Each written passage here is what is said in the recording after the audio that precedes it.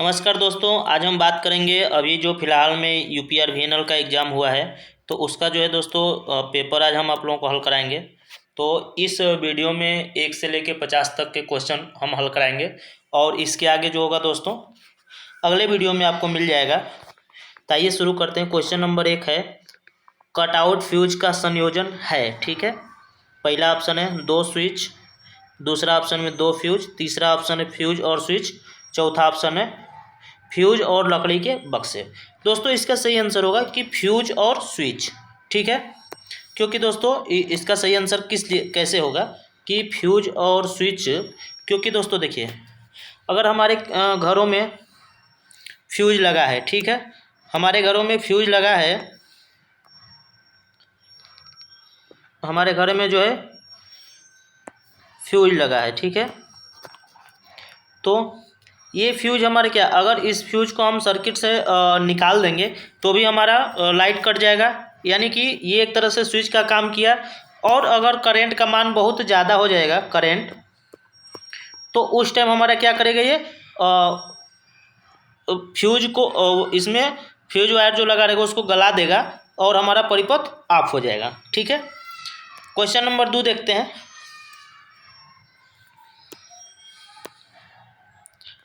Digital storage oscilloscope में store mode को भी कहा जाता है, यानी कि स्टोर मोड को हम क्या कह सकते हैं।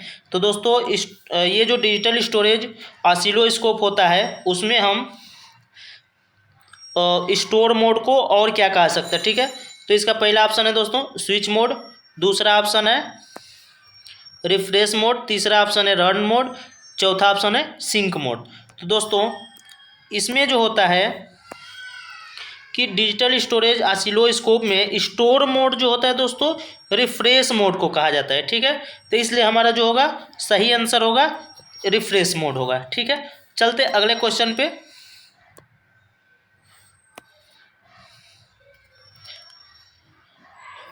क्वेश्चन नंबर 3 है दोस्तों, रॉड गैप टाइप त्वरित निवारक यानी कि लाइटनिंग अरेस्टर के संदर्भ में निम्नलिखित में से कौन सा गलत है। ठीक है, गलत पूछ रहा है, सही नहीं पूछ रहा है। ठीक है, तो कौन सा गलत है। पहला ऑप्शन दिया है यह सबसे मजबूत त्वरित निवारक है। ठीक है, यह सबसे सस्ता त्वरित निवारक है। यह तीसरा ऑप्शन दिया है यह पावर फ्रीक्वेंसी फॉलो करंट को बाधित करता है। ठीक है, तो चूंकि दोस्तों देखिए क्वेश्चन में हमारा क्या है कि क्वेश्चन पूछ रहा है कि रॉड गैप टाइप यानी कि लाइटनिंग अरेस्टर के संदर्भ में निम्नलिखित में से कौन सा गलत है। तो ये क्या करता है, ये पावर फ्रीक्वेंसी फॉलो करंट को बाधित नहीं करता है, इसलिए हमारा सही ऑप्शन क्या होगा दोस्तों, सी वाला होगा। ठीक है, आगे चलते हैं।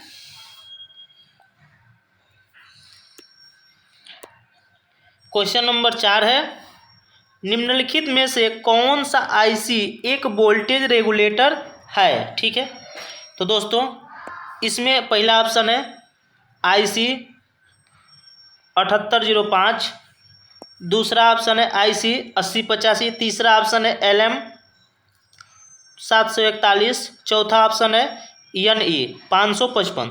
तो ये दोनों तो बिल्कुल नहीं हो सकता है। ठीक है, अब हमारा दोनों में क्या है, ये जो हमारा पहला ऑप्शन है यानी कि एक वोल्टेज रेगुलेटर। ठीक है, तो इसमें जो है दोस्तों हमारा पहला ऑप्शन आईसी 7805 वाला ऑप्शन सही होगा। ठीक है, आगे चलते हैं, अगले क्वेश्चन की तरफ चलते हैं। क्वेश्चन नंबर 5 है। ठीक है, यूनिवर्सल मोटर का उपयोग के लिए नहीं किया जा सकता है, यानी कि यूनिवर्सल मोटर का प्रयोग हम किस लिए नहीं कर सकते हैं। ठीक है, देखते हैं। पहला क्वेश्चन है, पहला ऑप्शन है एलिवेटर।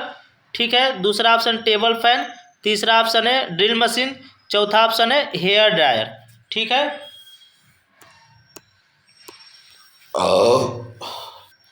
चलिए देखते हैं। तो इसमें क्वेश्चन में क्या है कि यूनिवर्सल मोटर का प्रयोग नहीं किया जा सकता। ठीक है, तो हेयर ड्रायर में भी कर सकते हैं, हैंड ड्रिल मशीन में भी कर सकते हैं, ठीक है, और कहीं कहीं हमारा टेबल फैन में भी किया जा सकता है। लेकिन एलिवेटर में जो है दोस्तों यूनिवर्सल मोटर का प्रयोग नहीं किया जाता है, ठीक है।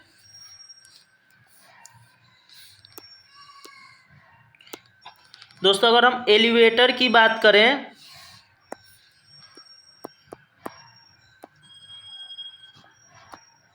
एलिवेटर में, तो एलिवेटर में कम्युलेटिव कंपाउंड मोटर का प्रयोग किया जाता है, ठीक है।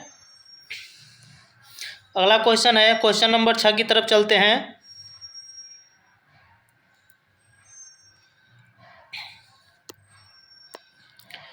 कोर टाइप ट्रांसफार्मर की तुलना में सेल टाइप ट्रांसफार्मर के लिए निम्न में से कौन सा विकल्प गलत है, ठीक है।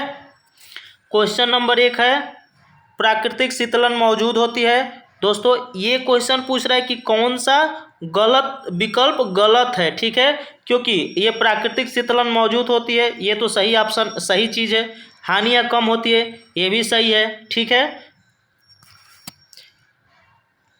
ये जो ऑप्शन है दोस्तों सी वाला, अनुरक्षण आसान होता है, तो इस क्वेश्चन का जो है आंसर आपका होगा ऑप्शन नंबर सी, अनुरक्षण आसान होता है, क्योंकि ये क्या कह रहा है क्वेश्चन में, गलत विकल्प को पूछ रहा है, ठीक है। तो गलत विकल्प हमारा क्या होगा, अनुरक्षण आसान होता है, ठीक है।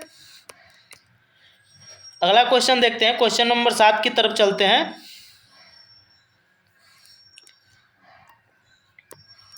निम्न में से कौन सा डीसी पर एसी का मान्य लाभ नहीं है, ठीक है। तो दोस्तों इसका सही आंसर, इसका पहला ऑप्शन है जनरेटर करंट में सहज, जनरेट करने में सस्ता, पहला तीसरा सी नंबर ऑप्शन है स्किन इफेक्ट नगण्य, चौथा ऑप्शन है लंबी दूरी पर प्रेषित करने में आसान, ठीक है। यानी कि दोस्तों ये क्वेश्चन के हिसाब से, क्योंकि क्वेश्चन में क्या पूछा है, नहीं है, ठीक है, तो क्वेश्चन के हिसाब से हमारा आंसर जो होगा सही होगा स्किन इफेक्ट न गड़े, क्योंकि स्किन इफेक्ट क्या होता है, एसी में स्किन इफेक्ट होता है, लेकिन ये क्या दिया है कि एसी का मान्य लाभ नहीं है, तो इसका हमारा क्वेश्चन के हिसाब से इसका आंसर सही होगा ऑप्शन नंबर सी, ठीक है। क्वेश्चन नंबर 8 की तरफ चलते हैं, 8वें क्वेश्चन को देखते हैं, ठीक है। निम्नलिखित में प्रतीक में से कौन सा उपकरण दिखाया गया है, ठीक है। तो दोस्तों एक चीज़ हम आपको बता दें, कई बार हम अपने क्लास में आप लोगों को बताए भी हैं कि जिसमें B1 B2 और E रहे, ठीक है, B2 B1 और E, इसको हम बोलते हैं UJT, ठीक है। तो इसका सही आंसर होगा दोस्तों ऑप्शन नंबर डी, UJT, ठीक है। क्वेश्चन नंबर आगे क्वेश्चन पे बढ़ते हैं, क्वेश्चन नंबर 9 की तरफ बढ़ते हैं, ठीक है। ज्यावक्रीय तरंग के लिए, ठीक है, ज्यावक्रीय तरंग के लिए शिखर गुणक यानी पीक फैक्टर का मान होता है, ठीक है। दोस्तों इसका सही आंसर होगा ऑप्शन नंबर ए, क्योंकि इसका मान होता है हमारा हमेशा 1.414, ठीक है। 0.07 जो होता है ये हमारा RMS वैल्यू होता है, ये 0.0637 जो होता है ये हमारा एवरेज वैल्यू होता है, ठीक है। और पीक फैक्टर का जब हमें ज्ञात करना होता है मान, तो इसका मान होता है 1.414, ठीक है।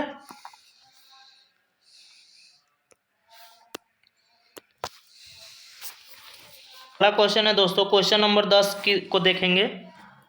निम्नलिखित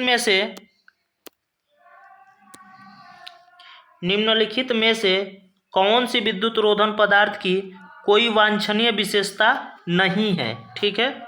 इसमें क्या पूछ रहा है कि विद्युत रोधन पदार्थ की कोई वांछनीय विशेषता नहीं है, तो क्वेश्चन के अनुसार हमारा ऑप्शन नंबर सही होगा ए निम्न परावैद्युत सामर्थ्य। ठीक है, हमारा सही होगा option number A.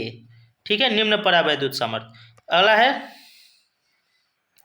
Question number 11 देखते हैं।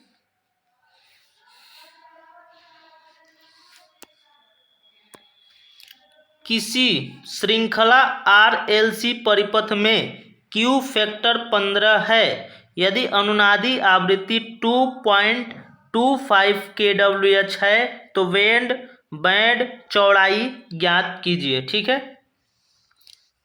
यानी कि दोस्तों कोई RLC सर्किट है, उसमें Q का मान जो है 15 है और रेजोनेंस फ्रीक्वेंसी का मान जो है दोस्तों, जिसको हम FR बोलते हैं, या RF रेजोनेंस फ्रीक्वेंसी का मान है 2.25 किलो हर्ट्ज। ठीक है, तो इसका जब कैलकुलेशन करके आप निकालेंगे तो इसका सही आंसर होगा 150। ठीक है, तो क्वेश्चन नंबर 11 का जो है दोस्तों आपका सही आंसर है 150, यानी कि ऑप्शन नंबर सी।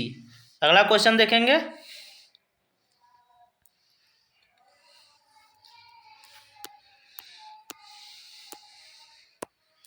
अगला क्वेश्चन है कि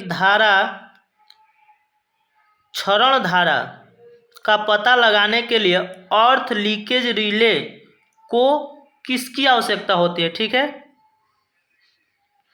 तो दोस्तों इसको अर्थ लीकेज के लिए अगर हम बात करें ट्रांसफार्मर की, तो उसके लिए एक छोटा सा ट्रांसफार्मर लगाया जाता है जिसको हम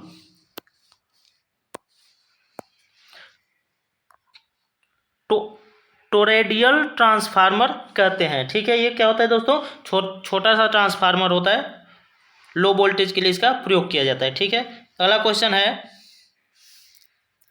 क्वेश्चन नंबर 13 है।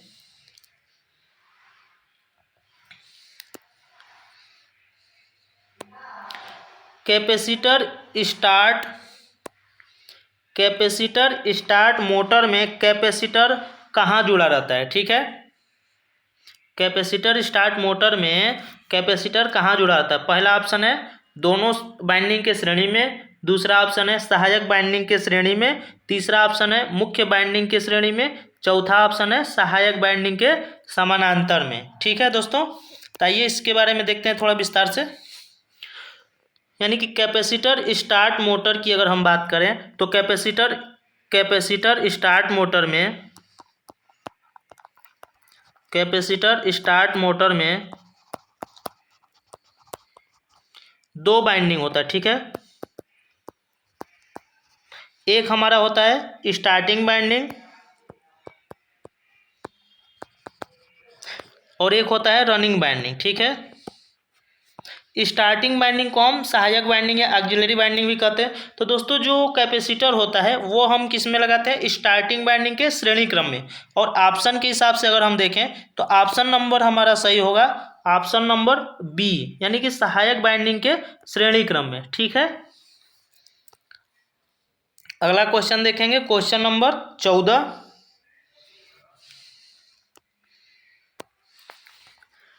निम्नलिखित में से कौन सा चेतावनी संकेतक का एक उदाहरण है। ठीक है, यानी चेतावनी संकेतक। ठीक है, तो चेतावनी संकेतक हमारा जो था दोस्तों, इसका सही आंसर होगा क्वेश्चन नंबर 14 का जो है सही आंसर होगा ऑप्शन नंबर डी, पैदल पार पथ। ठीक है, आगे चलते हैं।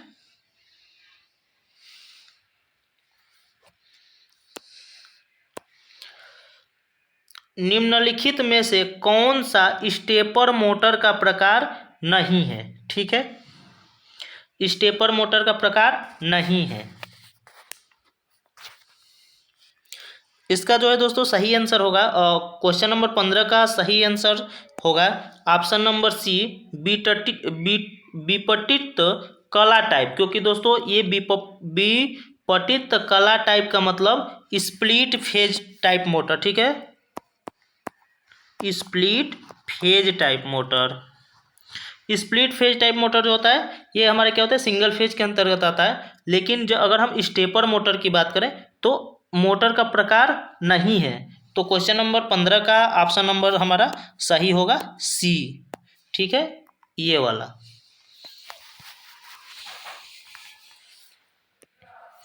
अगला क्वेश्चन देखते हैं दोस्तों, question number 16। Motor generator set का लाभ क्या है? ठीक है, मोटर जनरेटर सेट का लाभ क्या है? ठीक,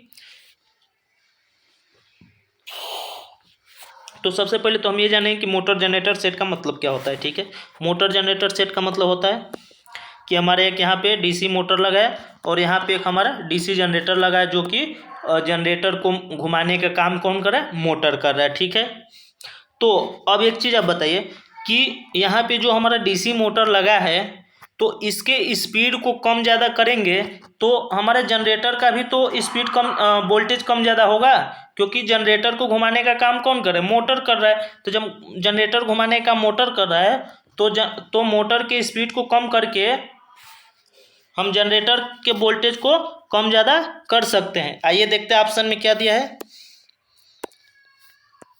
तो दोस्तों इसका सही आंसर होगा option number A, DC output voltage को आसानी से नियंत्रित किया जा सकता है। ठीक है, अगले क्वेश्चन पे चलते हैं। क्वेश्चन नंबर 17 है, निम्नलिखित में से किस प्रकार के प्रतिरोधों में प्रदीपन की तीव्रता में वृद्धि के साथ प्रतिरोध घटता है? ठीक है, यानी कहने का मतलब क्या है, क्वेश्चन थोड़ा सा घुमावदार है।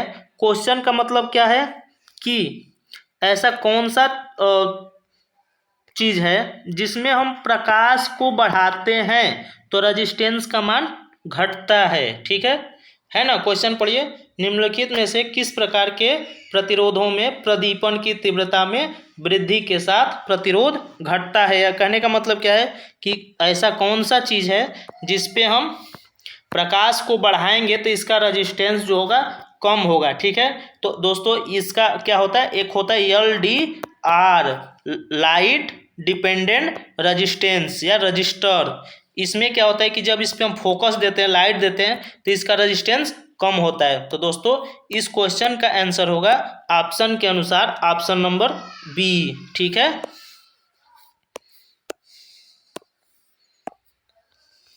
निम्नलिखित में से किस प्रकार के प्रतिरोधों में प्रदीपन की तीव्रता में वृद्धि के साथ प्रतिरोध घटता है? तो क्वेश्चन नंबर 17 का आंसर होगा ऑप्शन नंबर बी, LDR, यानी कि लाइट डिपेंडेंट रजिस्टर। अगला क्वेश्चन है,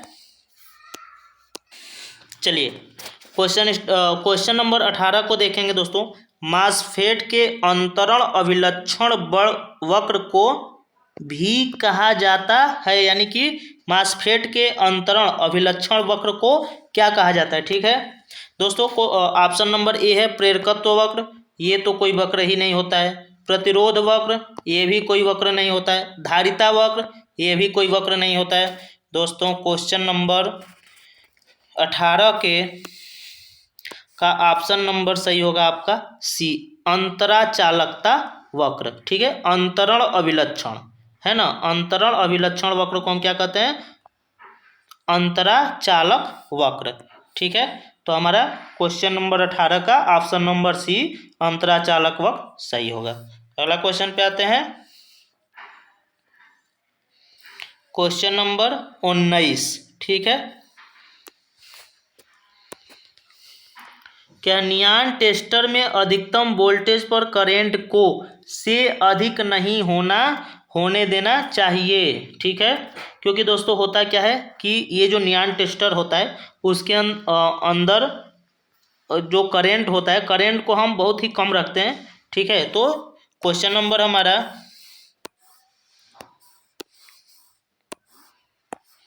19 का ऑप्शन नंबर बी सही होगा, 300 माइक्रो एम्पियर, क्योंकि धारा पूछ रहा है। ठीक है, आगे बढ़ते हैं क्वेश्चन नंबर 20 के तरफ। शैथिल्य हानि, ठीक है, शैथिल्य हानि पर कम से कम निर्भर करती है। ठीक है दोस्तों, ये जो शैथिल्य हानि को हम इंग्लिश में हिस्टैरिसीस लॉस कहते हैं। ठीक है, हिस्टैरिसीस लॉस। तो दोस्तों हिस्टैरिसीस लॉस जो होता है सबसे कम डिपेंड करता है किस पे, एम्बिएंट तापमान पे, एम्बिएंट तापमान।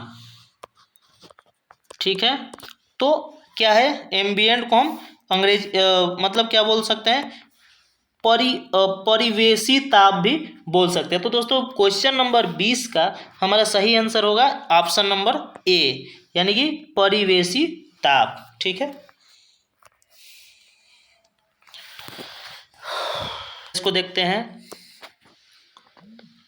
यदि इनपुट सिग्नल के आधे चक्र से कम समय के लिए कलेक्टर धारा प्रवाहित होती है तो इसे कहा जाता है। ठीक है, तो दोस्तों इस क्वेश्चन का आपका सही आंसर होगा क्लास सी एम्पलीफायर। ठीक है, अगला क्वेश्चन देखते हैं। क्वेश्चन नंबर 22 है, आग को कंबल से बुझाने की प्रक्रिया क्या कहलाती है। ठीक है दोस्तों, जब हमारा कोई आग लगता है, ठीक है, तो इस पे हम क्या करते हैं, कंबल को जब ढक देते हैं, कंबल से जब ढक देते हैं तो क्या होता है, हमारा वायु का आवागमन खत्म हो जाता है। ठीक है, यानी कि वायु नहीं जाता है इसमें। ठीक है, यानी कि हम क्या करते हैं, वायु को रोकते हैं। ठीक, तो इसमें देखते हैं ऑप्शन में क्या है, आग को कंबल से बुझाने की प्रक्रिया क्या कहलाती है। ठीक है, ऑप्शन नंबर सही होगा बी, वायु रोधन। ठीक है, 23 है, नो लोड पर किसी ट्रांसफार्मर की द्वितीयक वोल्टेज 425 वोल्ट है तथा फुल लोड के तहत वही 400 वोल्ट है, ट्रांसफार्मर के वोल्टता प्रतिशत नियमन की गणना करिए। ठीक है,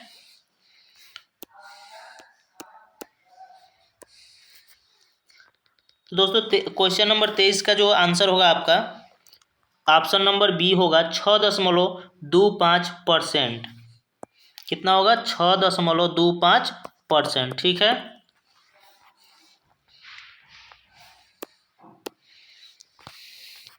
अब दोस्तों एक नज़र इस पर हम देखते हैं कि अगर हमारा 6.25 होगा तो आखिर कैसे होगा। ठीक है, आइए थोड़ा सा चर्चा करते हैं।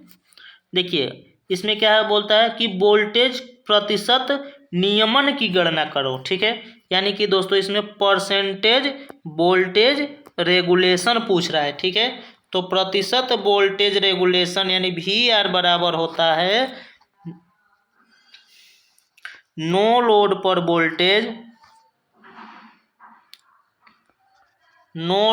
Voltage minus full load voltage बटा में फुल लोड पर वोल्टेज गुणे 100। ठीक है, तो नो लोड पे हमारा कितना होगा, 425 माइनस 400 बटा में 400। ठीक है, बराबर 25 बटा में 400 गुणे 100। अगर इसको हल करेंगे तो हमारा आपको आएगा 6.25, जो कि प्रतिशत में आएगा। इसको आप हल करके भी देख। अगले क्वेश्चन की तरफ चलते हैं दोस्तों। क्वेश्चन नंबर 24 है, इसमें है क्वेश्चन है, निम्नलिखित में से कौन सा विकल्प डिजिटल एनर्जी मीटर का हिस्सा नहीं है। ठीक है, ऑप्शन नंबर LED, ये भी रहता है डिजिटल मीटर में। दूसरा ऑप्शन है करंट सेंसर, ये भी रहता है। वोल्टेज सेंसर, यानी कि ये तीनों चीज़ जो है दोस्तों डिजिटल मीटर में रहता है, लेकिन ये जो हमारा स्पीडल है ये एनालॉग वाले में रहता है। तो इसलिए हमारा क्वेश्चन के हिसाब से हमारा ऑप्शन नंबर सही होगा कि निम्नलिखित में से कौन सा विकल्प डिजिटल एनर्जी मीटर का हिस्सा नहीं है। तो क्वेश्चन के हिसाब से हमारा ऑप्शन नंबर डी सही होगा, स्पीडल। ठीक है, अगला क्वेश्चन है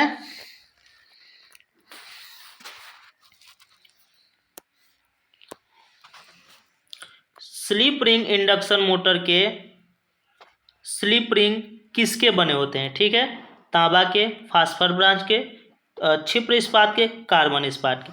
तो दोस्तों जो हमारा स्लिप रिंग जो है दोस्तों,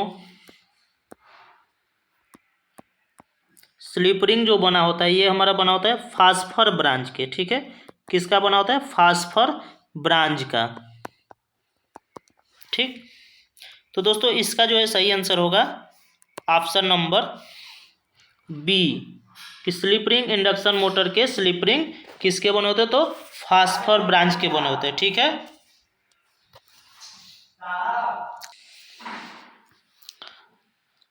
अगला क्वेश्चन है दोस्तों क्वेश्चन नंबर 26 पे अगर हम बात करेंगे, क्वेश्चन नंबर 26 की ओर चलते हैं।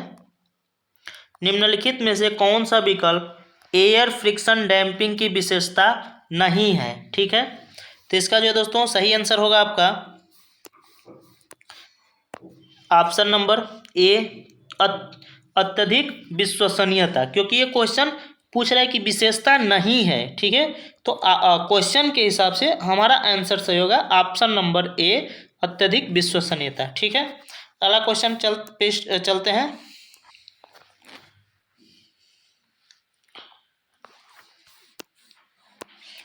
डीसी को एसी में बदलने वाले परिपथ को कहा जाता है? ठीक है, ये जो है दोस्तों सभी के घरों में लगा होता है। ठीक है, यानी कि जो चीज़ हमारा डीसी को एसी में परिवर्तित करता है उसे हम क्या बोलते हैं? इन्वर्टर। ठीक है, ये चीज़ बैटरी इन्वर्टर सभी के घरों में लगा हुआ है, क्योंकि वो क्या करता है 12 वोल्ट की डीसी की सप्लाई को, ठीक है, 230 वोल्ट एसी में परिवर्तित करता है, जिसे हम लाइट फैन जलाते हैं। ठीक है, तो ये चीज़ तो किसी को बताना है नहीं, ये चीज़ सबको पता है। तो हमारा क्वेश्चन नंबर 27 है कि डीसी को एसी में बदलने वाले परिपथ को क्या कहा जाता है? तो इन्वर्टर कहा जाता है। ठीक है,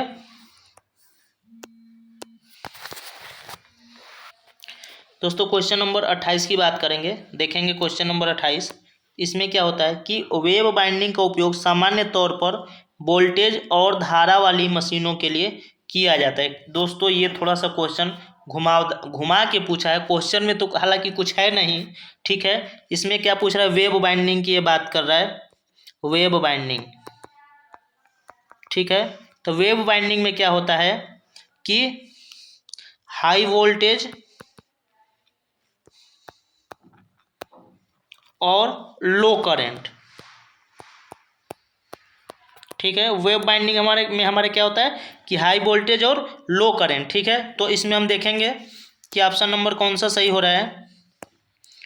वेव बाइंडिंग का उपयोग सामान्य तौर पर वोल्टेज यानी हाई यानी उच्च और निम्न धारा वाली मशीनों के लिए किया जाता है। तो क्वेश्चन नंबर 28 का ऑप्शन नंबर बी सही होगा, उच्च और निम्न। ठीक है, अगला क्वेश्चन देखेंगे, ये बहुत ही आसान क्वेश्चन है। आगे बढ़ते हैं।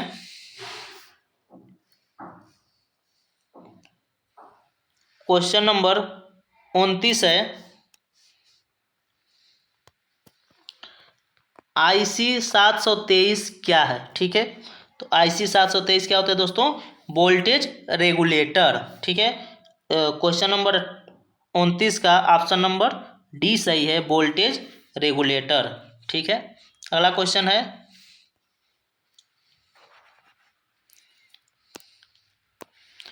संतुलित 3 फेज सर्किट में पावर के लिए निम्न में से कौन सा सूत्र है यदि EL IL लाइन वैल्यू है और EP IP फेज वैल्यू है? ठीक है, तो दोस्तों ये क्या पूछ रहा है? 3 फेज संतुलित सर्किट में ये पावर की बात कर रहा है। ठीक है, तो सर इसमें क्या होता है? कड़ी में 3 VL IL cos फाई। ठीक है, लेकिन ये क्या कह रहा है कि VL की जगह पे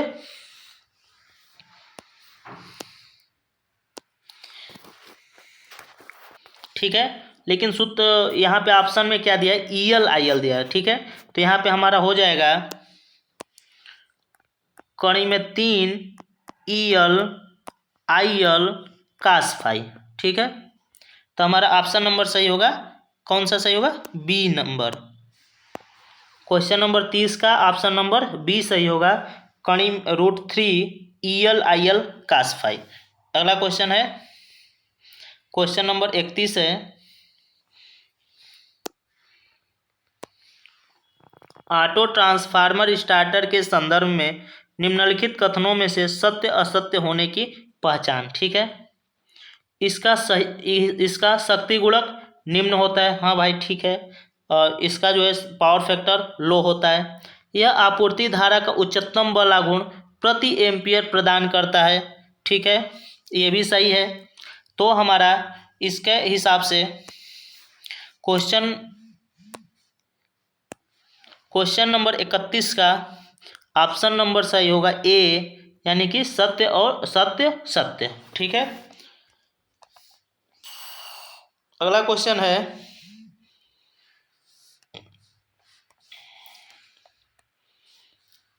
क्वेश्चन नंबर 32 है कि अभ्रक का परावैद्युत वायु के लगभग के बराबर होता है, ठीक है। तो दोस्तों ये जो हमारा अभ्रक जो होता है ना, अभ्रक का जो परावैद्युत होता है,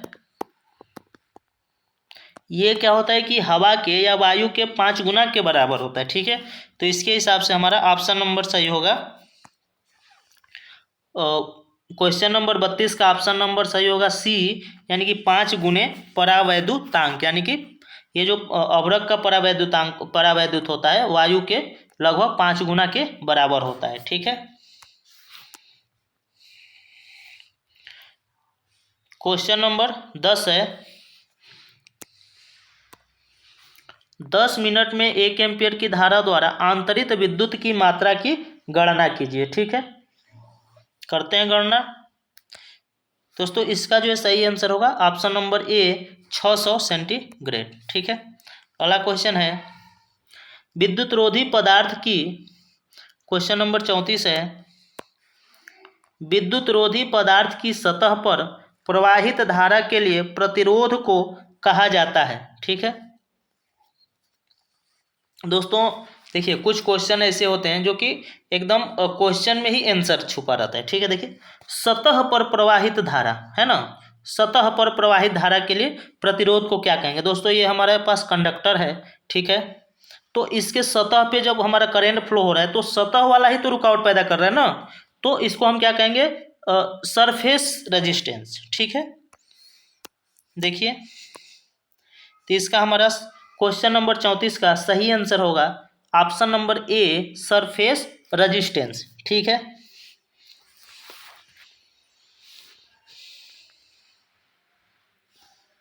अगला क्वेश्चन है क्वेश्चन नंबर 35 है, चल लौह यंत्रों में ईरर का स्रोत क्या होता है, ठीक है। इसका सही आंसर होगा दोस्तों फ्रीक्वेंसी या आवृत्ति, ठीक है। ऑप्शन में जो है आवृत्ति दिया है, ए नंबर पे आवृत्ति, ठीक है।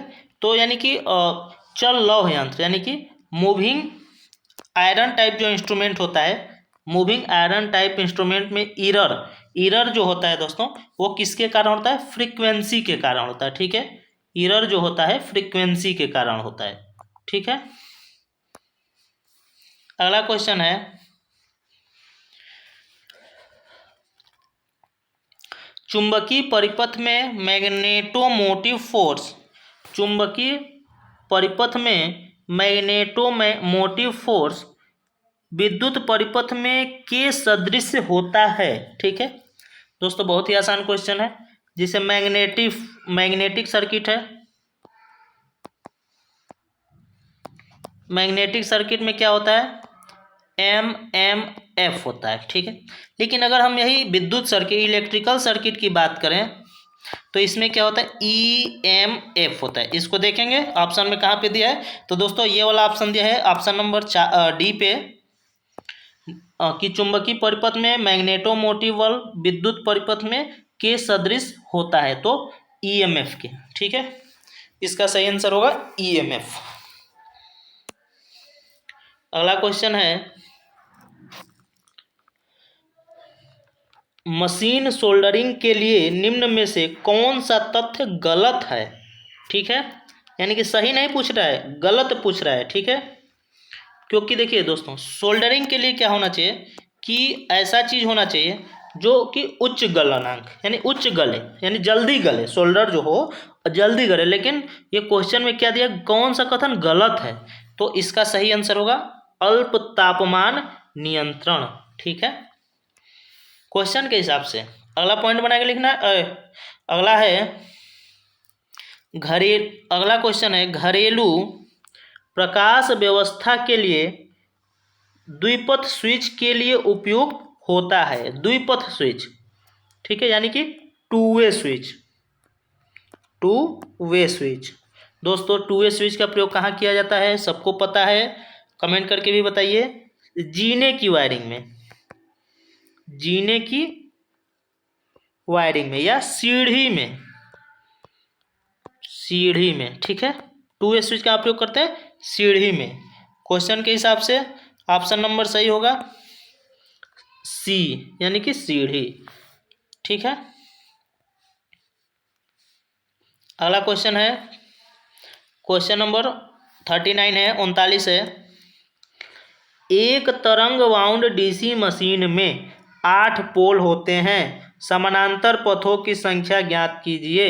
ठीक है, तो दोस्तों एक सूत्र होता है कि डीसी मशीन में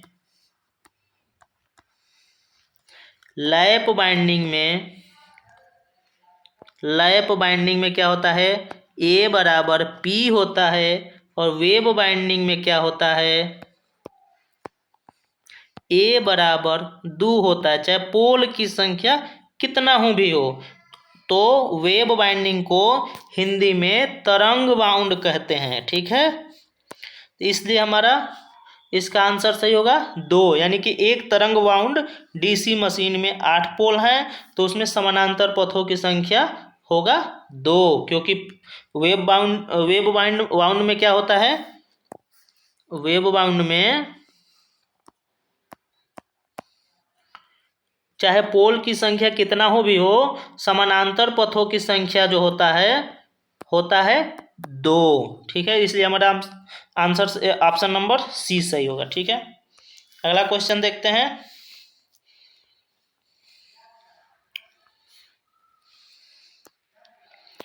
निम्नलिखित में से कौन सा कार्य वर्क प्लेस सेफ्टी का लाभ है। ठीक है, टेंशन बिल्कुल भी नहीं है, विचलन बिल्कुल भी नहीं, असावधानी बिल्कुल भी नहीं, यानी कि इसका सही ऑप्शन होगा, आंसर होगा कलर कोड। ठीक है, स्थल सुरक्षा वर्क प्लेस सेफ्टी का लाभ भाग है कलर कोड। ठीक है, यानी कि कलर कोड के द्वारा हम उसे इंगित करते हैं। ठीक है, अगला क्वेश्चन है,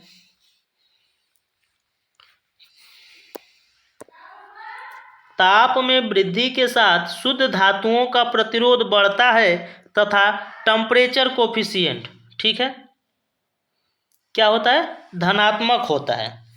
इसका जो है दोस्तों ऑप्शन नंबर ए सही होगा, धनात्मक होता है। अगला क्वेश्चन है,